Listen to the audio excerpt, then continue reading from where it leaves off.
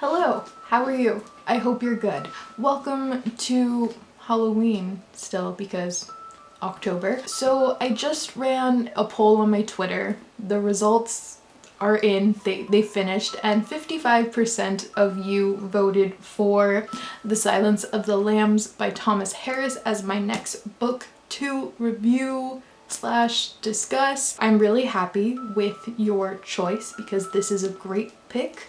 And when I read The Silence of the Lambs, I was very consumed and it was a very enjoyable reading experience. So with that being said, before we actually talk about the book, I would like to share some interesting little facts about the book.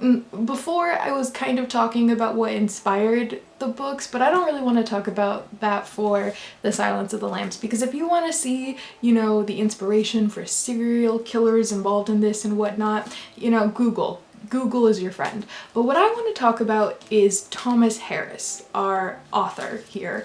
Look at that author photo. I want to talk about Thomas Harris for a second because Thomas Harris I find to be very interesting. Little is known about Thomas Harris. He's very out of the public's eye, if you would, very off the radar. He hasn't given an interview since 1976, I believe. At least that's what I've read, which is just very interesting. I'm so used to seeing authors being so out there on social media, Twitter, you got J.K. Rowling, whatever with that. But when I took a step back and really kind of thought about it, does Thomas Harris really need the publicity or the interviews? Probably not. I think he's doing pretty well considering that he's given us one of the most infamous villains that we've ever, been given storytelling wise.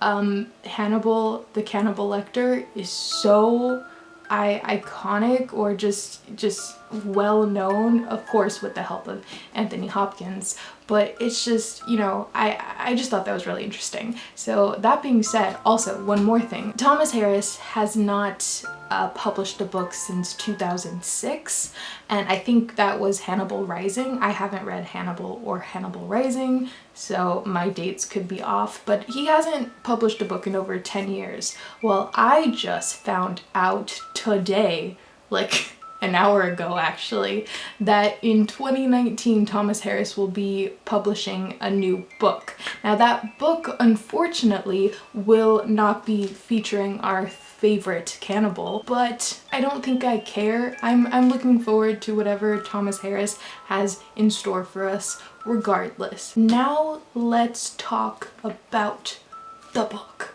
The Silence of the Lambs. The Silence of the Lambs is the second book in the Hannibal Lecter series, and it was published in 1988, I believe. The first book, being Red Dragon, was published in 1981, I think. I would say technically you don't have to read Red Dragon in order to read The Silence of the Lambs. You could definitely read this on its own, but I would not recommend it. In fact, I would very much so advise to not do that. Read Red Dragon, okay? Read Red Dragon and then read The Silence of the Lambs, because there are things that happen in Red Dragon involving specific characters that definitely bleeds throughout this book, and it's just, I find it to be very important. So read Red Dragon, it's great, you won't be disappointed, you're welcome, and then read The Silence of the Lambs, which is also great, you won't be disappointed,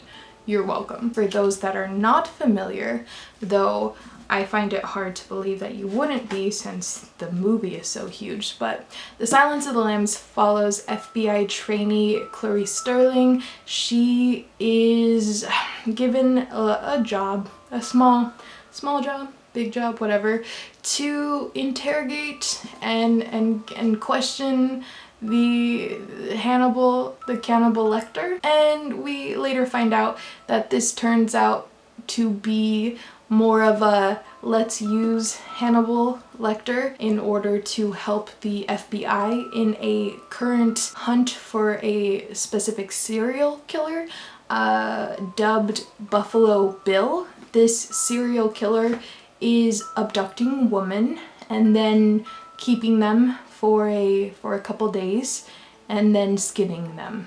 It's great. Clarice is trying to get help from, you know, Hannibal, and we follow this thrilling, horrifying ride, and it's so captivating. Horrifyingly captivating, actually. That's all I'm going to tell you plot-wise. Now let's get into some thoughts on this book, because I have many, but hopefully I can speed through them. Okay, first off, question. How do you tell a story when your most interesting character is locked behind bars, is put away? You know, can't kill anyone, can't eat anyone, is not really a harm to anyone anymore, unless of course you get too close to Hannibal. You gotta stay away a bit, because if you get too close, he might bite you, because cannibal. Anyway, the key ingredient to The Silence of the Lambs is Hannibal Lecter. This book wouldn't be what it is without him. And you know, he is in this book for probably less than half, but his scenes are the most compelling. How often do you see a book where your villain is the most intelligent of these characters? I don't know, maybe there are, but you know, you can let me know if you can think of any. But just the fact that Hannibal is this sociopath psychiatrist that the FBI is coming to because they need his help is so fascinating. Hannibal is so manipulative and always 5 steps ahead of everyone, but he is so charming, and you know, you're not gonna figure anything out unless he wants you to, unless he lets you, you know? And not only that, this book wouldn't be what it is without Clarice. Clarice is such a strong character to follow, and I think it's really important that we really get to follow her perspective, because she's this woman in training for the FBI, so she's a woman in a male-dominated area, so she's constantly having to prove herself and just to keep going, and Hannibal sees that. In a way, these two, in her interrogating him, they almost form this sort of dynamic bond. It's such, I keep saying interesting, but it really is such an interesting read. You know, for such a book that has such a simple, straightforward plot, there are so many multiple, you know, characters we're following, storylines, but Thomas Harris is able to pull this off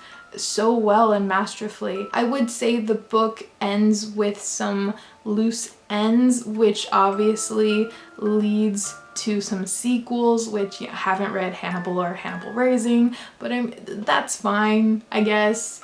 Also haven't heard the best things about those books, but that's fine, I guess. Honestly though, Hannibal is such an interesting character that he deserves all of the books, you know, so be that as it may. The Silence of the Lambs is a really great book. It's so well written. It's just one of those reads that you really should pick up, because it's just so good. Take my word for it and read The Silence of the Lambs. Also, this book, the last paragraph, is so... I don't have words, okay? You need to read this book in order to read the last paragraph, okay? Okay? And don't skip to the last paragraph. Read all of it and then enjoy the last paragraph. So, those are my thoughts on The Silence of the Lambs. I give it 90 something cannibals out of 100. That was a lame rating system, but you get what I mean. Okay? Okay, I'm really tired. I'm so tired. I hope you enjoyed that review.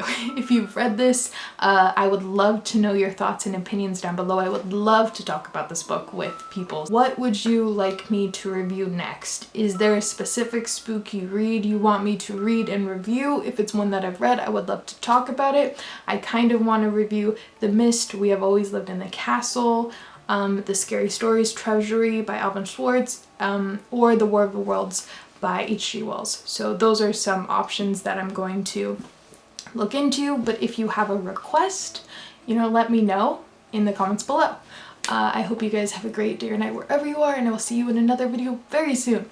Goodbye. Good night. I'm going to bed. Okay.